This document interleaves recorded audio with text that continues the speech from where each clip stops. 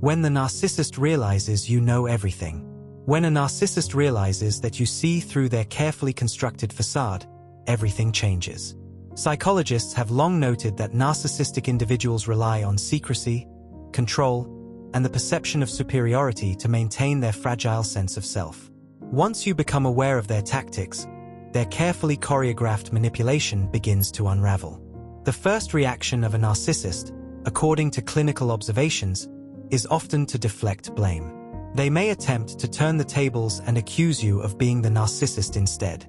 This projection is not accidental. It is a strategic defense mechanism designed to confuse, destabilize, and maintain dominance. If you lack the experience or understanding of narcissistic behavior, this tactic can provoke intense self-doubt. You may begin questioning yourself, am I the problem? Maybe I am the one who's wrong. Perhaps I misjudged everything. Psychologists explain that this self-doubt is precisely the leverage narcissists seek.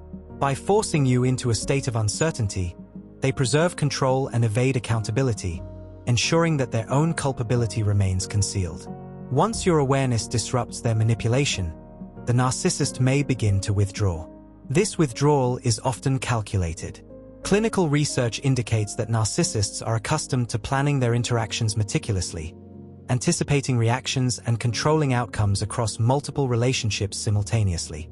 When a source of supply becomes resistant, when the narcissist senses that you are no longer providing the emotional or practical validation they rely on, they are forced to redirect their energy elsewhere. This may involve cultivating a new source of supply, often someone vulnerable, naive, or emotionally available, or revisiting recycled sources who have previously enabled their behavior. Psychologists describe this as a survival mechanism for the narcissist. Without constant validation, their fragile identity feels threatened, and they must secure a new environment in which they can regain their sense of power. The impact on you, the former source of supply, is profound. Awareness of the narcissist's tactics does not immediately dissolve the effects of their manipulation. Psychologists emphasize that healing from narcissistic abuse is a non-linear process. Even after recognizing the patterns, you may continue to experience residual confusion, doubt, or trauma responses because the narcissist's influence has been deeply internalized. The realization that you have been systematically manipulated often triggers reflections on the past. How did I fall for the mask? Why did I ignore the red flags? Why didn't I trust my instincts? These questions are not merely introspective. They are a normal part of the recovery process. Psychologists encourage survivors to treat these reflections as opportunities to build wisdom and resilience, rather than as self-criticism. A key signal that the narcissist recognizes you are no longer providing the supply they need is when you begin to implement boundaries or employ strategies such as the gray rock method. This technique, widely discussed in psychological literature, involves becoming emotionally unresponsive, minimizing self-disclosure, and reducing the reactive engagement that fuels a narcissist's sense of control. Supply, in this context, is anything the narcissist can exploit. Your attention, time, energy, emotional reactions, or even material resources. When you cease to provide these, you effectively pull the rug out from under them. The narcissist cannot sustain their ego or maintain their manipulative influence without this constant reinforcement, which is why their reaction to your newfound boundaries is often aggressive, strategic, or desperate. It is important to understand that when a narcissist is forced to start over, the process is exhausting, both cognitively and emotionally, from their perspective. Psychologists explain that maintaining the intricate web of lies, manipulations, and relational control requires constant effort and mental rehearsal. Every new relationship or recycled source of supply necessitates a careful calibration of narrative, attention, and expectation management. For the narcissist, the act of starting over is not liberating. It is a stressful endeavor rooted in fear of exposure and the need to reclaim dominance. Meanwhile, for you, the survivor, the very act of recognizing these patterns represents the beginning of liberation. Each step of awareness, each boundary set, and each refusal to provide supply strengthens your autonomy and dismantles the narcissist's influence. Ultimately, the dynamic is a stark illustration of the psychological asymmetry in narcissistic relationships. The narcissist depends entirely on external validation to sustain a self-concept that is otherwise hollow, while the victim, once empowered by knowledge and boundaries, gradually reconstructs identity, self-worth, and personal agency. The psychologist's perspective frames this as a transfer of power. By understanding and implementing strategies that deny the narcissist the fuel they need, the survivor reclaims control over their life. Awareness is the first step, followed by deliberate disengagement, strategic boundaries, and emotional self-protection. In this way, the narrative shifts from one of manipulation and loss to one of resilience, insight, and empowerment. Narcissistic abuse is rarely overt in the way many people imagine. It often operates in subtle, almost imperceptible ways that chip away at your life, your energy, and your sense of self. Psychologists have identified a wide array of manipulative behaviors that narcissists employ to maintain control and extract what they call supply: the attention, validation, and emotional energy of those around them. Supply can be almost anything: your time, your money, your emotional investment, or even your physical presence. It can be waking you up before dawn, depriving you of sleep, manipulating your relationships with others, controlling finances, or creating logistical chaos. It can appear in the form of triangulation, missed appointments, ruined weekends or holidays, a delayed Amazon delivery, or even the quiet, insidious moments when you sit beside them, believing you are in a stable, loving relationship, while they subtly drain your energy through their constant digital manipulations, texting, messaging, or coordinating their next source of supply via multiple devices. Psychologists explain that narcissists possess an almost predatory awareness, a kind of sixth sense for human behavior. They can detect the slightest deviation in how people respond to them, the tiniest crack in compliance or fawning behavior. They notice when someone begins to set boundaries, when reactions shift from automatic validation to careful neutrality, or when communication patterns change. Even minor signs of self-possession, such as defending yourself, explaining your actions, or asserting personal boundaries, signal to the narcissist that their control is waning. This awareness triggers an urgent response. They must recalibrate, manipulate, or regain their advantage before it slips away entirely. When confronted with a victim who has gained awareness, the narcissist often experiences cognitive and emotional dissonance. Despite the perception of invulnerability, these individuals are human and, paradoxically, fragile. Psychologists note that when a narcissist is unexpectedly exposed, their carefully rehearsed scripts falter. They may freeze, stare blankly, or appear disheveled, as if the roadmap they've relied on for years has suddenly disappeared. The internal narrative, crafted over months or even years, screams that no one should see through their facade. I had them right where I wanted them, they might think, recalling the meticulous manipulation of finances, children, or social standing. I was about to secure my gain.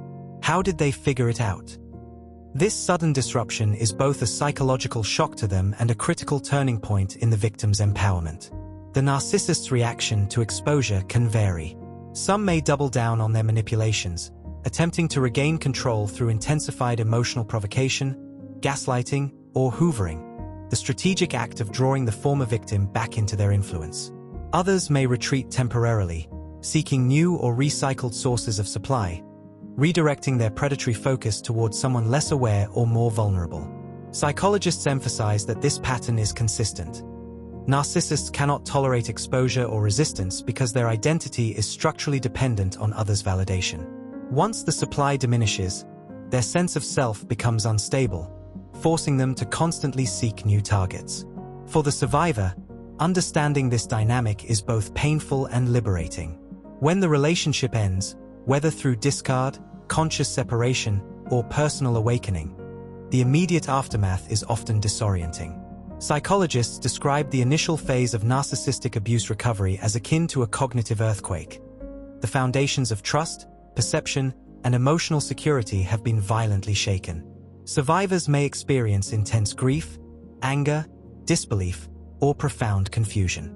Physical and psychological symptoms, including sudden weight change, social withdrawal, and prolonged periods of crying or emotional volatility, are common. These reactions are not signs of weakness. They are normal responses to sustained emotional manipulation and betrayal. The urge to seek explanations from the narcissist, attempting to understand why they behaved the way they did, is also a common pattern. Psychologists recognize this as part of the trauma bonding cycle. The survivor, conditioned by years of manipulation, unconsciously seeks closure or validation from someone who is incapable of providing it. At this stage, the critical work of recovery begins, recognizing that the narcissist never genuinely cared, never loved in any authentic sense, and that their primary goal was to extract and exploit. The realization is harsh but essential. The pain endured was not a reflection of personal inadequacy, but of the narcissist's pathological need to dominate and control. In sum, the aftermath of exposure and discard is a pivotal juncture. The narcissist, stripped of a compliant source of supply, must start anew, recalibrate, and seek others to sustain their fragile ego. The survivor, conversely, has an opportunity to reclaim autonomy, rebuild identity, and develop strategies for maintaining boundaries. Awareness, as psychologists stress, is the cornerstone of recovery. The moment you understand the patterns, recognize the manipulations, and refuse to provide supply, you begin to dismantle the narcissist's influence and reclaim the power they once held over you. One of the most painful lessons for survivors of narcissistic abuse is the realization that the very thing they longed for, the elusive sense of closure, will never come from the narcissist. Closure, in a healthy relationship, means mutual understanding, accountability, and emotional resolution. But narcissists cannot provide this. They are structurally incapable of it. Psychologists explain why. First, true closure would require self-reflection and accountability, which are intolerable to the narcissistic psyche. Second, it would demand that they relinquish control by acknowledging the harm they caused.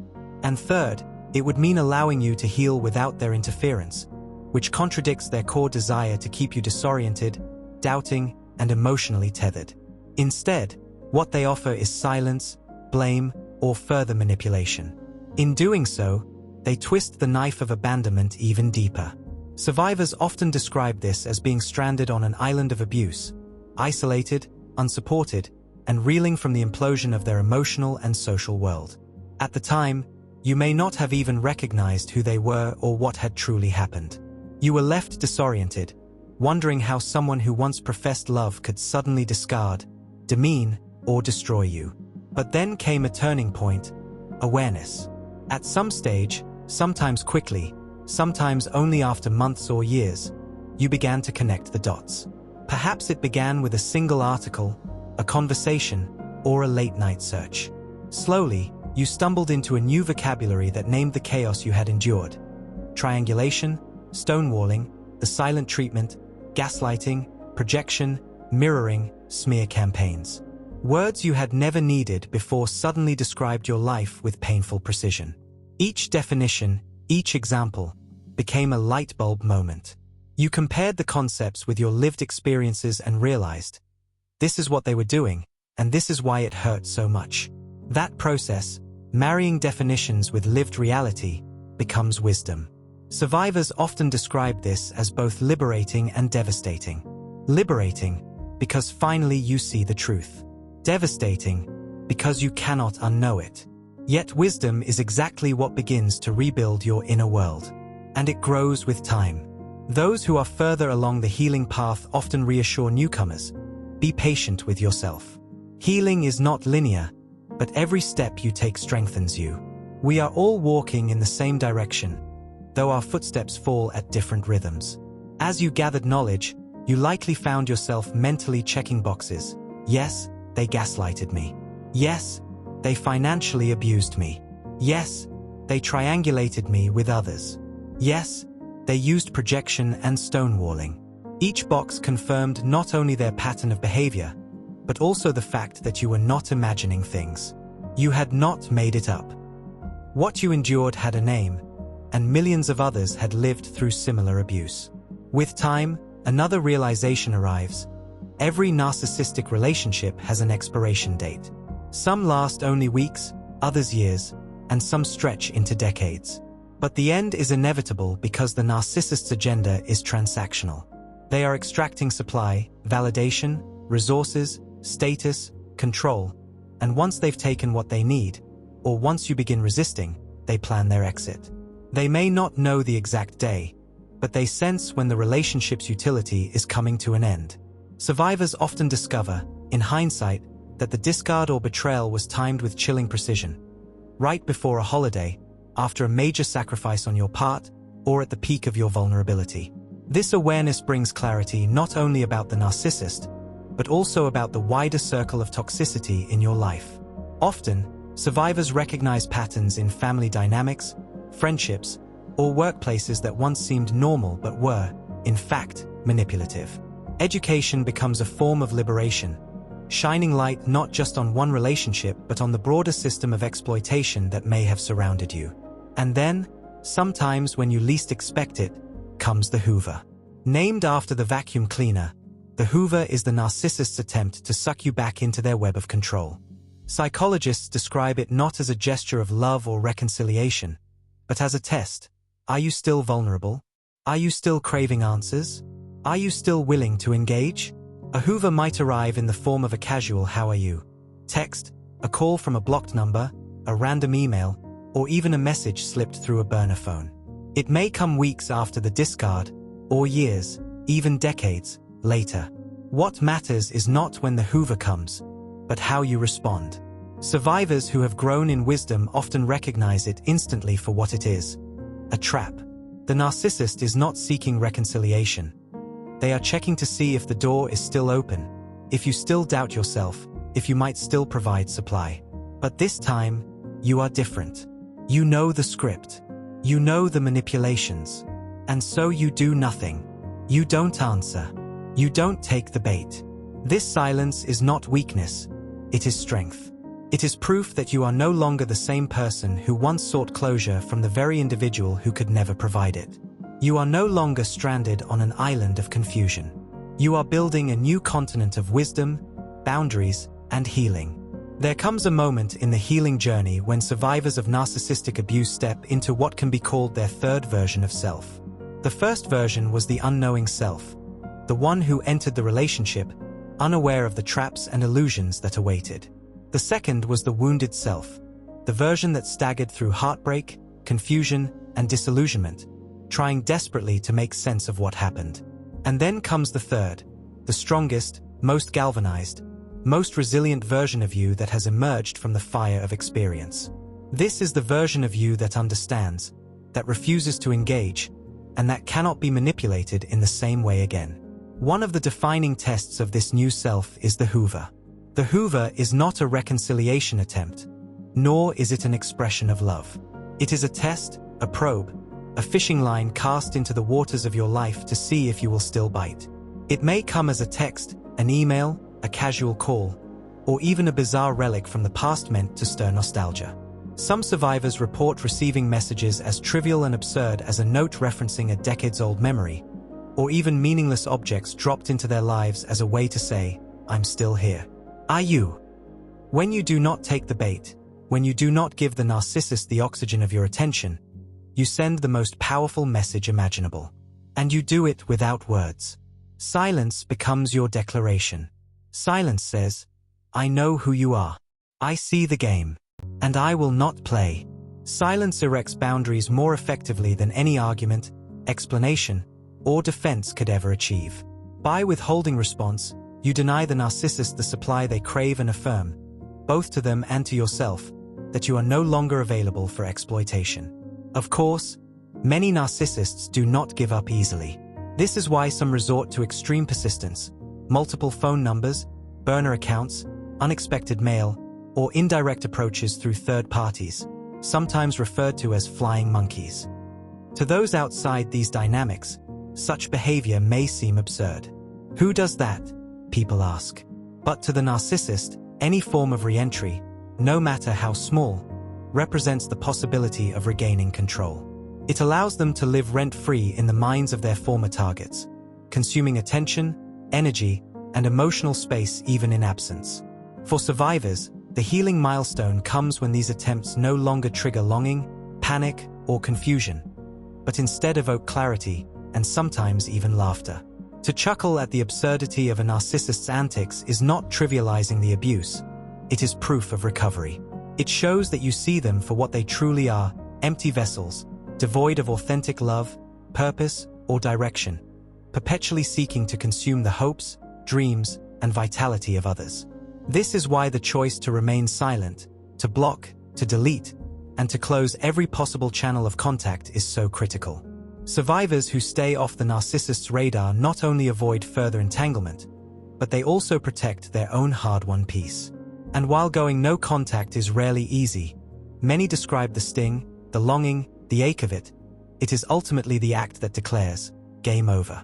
No more energy stolen, no more time wasted, no more false hope entertained. When the narcissist knows you know, several outcomes typically unfold. First, they may immediately shift blame onto you, accusing you of being the problem, the abuser, the one at fault. Second, they may accelerate their grooming of new supply, pushing that person into a relationship at unnatural speed to replace the loss of control over you. And third, they may simply become stunned, dumbfounded that you slipped from their grasp and now stand in a position of strength. The Hoover, then, is both a test and a mirror. For the narcissist, it measures whether their old control still lingers. For the survivor, it reflects back just how far they've come. To respond is to re-enter the cycle of abuse. To remain silent is to claim victory. And so the invitation for survivors is simple yet profound. Guard your silence. Protect your peace. Stay no contact, not only with the narcissist but also with their enablers, their flying monkeys, and the networks that tether you to the past. For in doing so, you affirm the truth. You are no longer their victim. You are the architect of your healing, the author of your own story, and the strongest version of yourself you have ever been. In the journey of healing from narcissistic abuse, there comes a profound moment of clarity, one that can be described as reaching the pinnacle of indifference. This is the stage where survivors realize the full extent of their strength and the weakness of the narcissist. When the narcissist continues, against all odds, to probe, to poke, to send messages, or to attempt any form of contact, the first step is recognition. Recognize the sheer pathetic nature of their efforts. Recognize the shallowness and fragility of a person who spends decades trying to manipulate, control, and extract energy from others. This recognition is not merely intellectual, it is deeply psychological.